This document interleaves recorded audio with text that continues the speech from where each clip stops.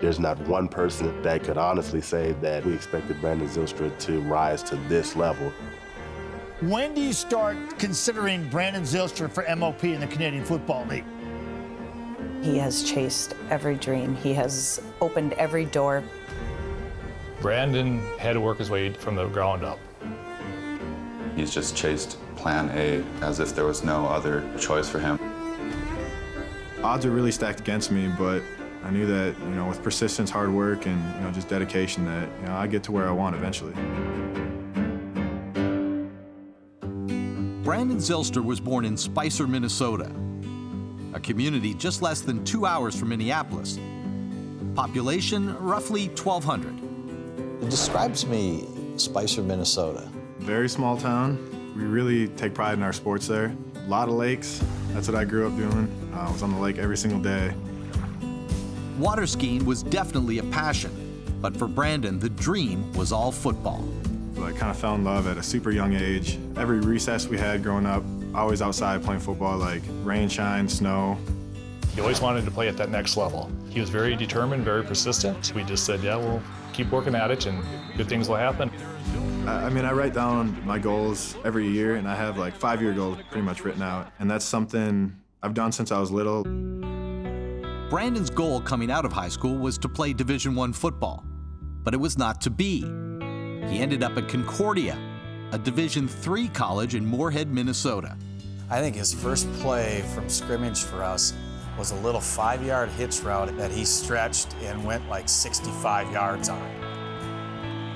Right away, you knew he was going to be pretty special. But Concordia was primarily a running team. He's a selfless player. He was happy blocking in that offense.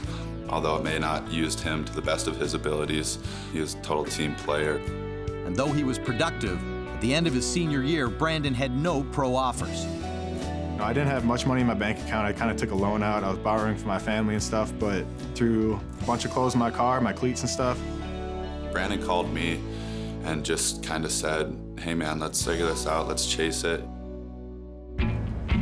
The chase led the undrafted friends to Arizona, where they fully committed to training. Brandon and I were living in my grandparents' spare bedroom, sharing a king bed for the 4 or 5 months we were there. We got a babysitting job together. That's something we did just to, keep a little bit of money in our pockets too, and just kind of help pay for everything.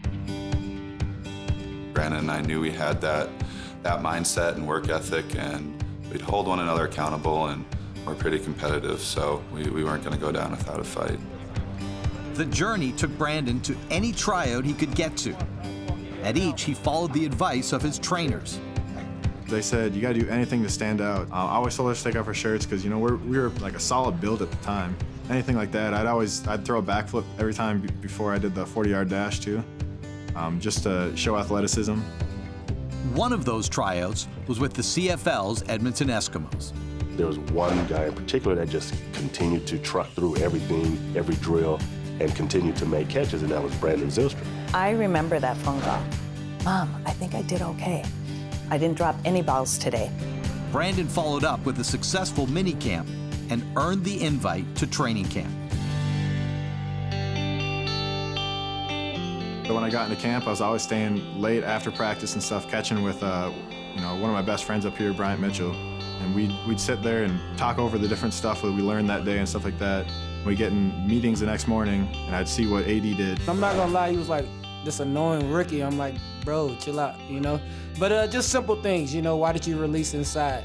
What are you looking at when you made that read? Now it makes sense why he was doing all that.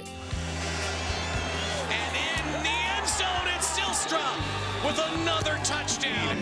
Brandon Zylstra, an absolute monster today.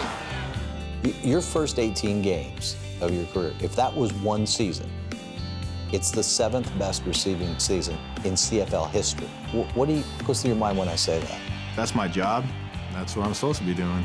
Catch the ball when it's thrown to you. He can twist and contort his body and catch, a ball anywhere, throw him and slow himself down and catch a ball behind him. One of the most, if not the most talented wide receiver in this league. But none of that matters if you don't have the mental game, and he certainly does. What would it mean for this season to end for you with a Grey Cup in Ottawa? That'd be a huge accomplishment, but I know the next day I'd already sit down and write my new goals.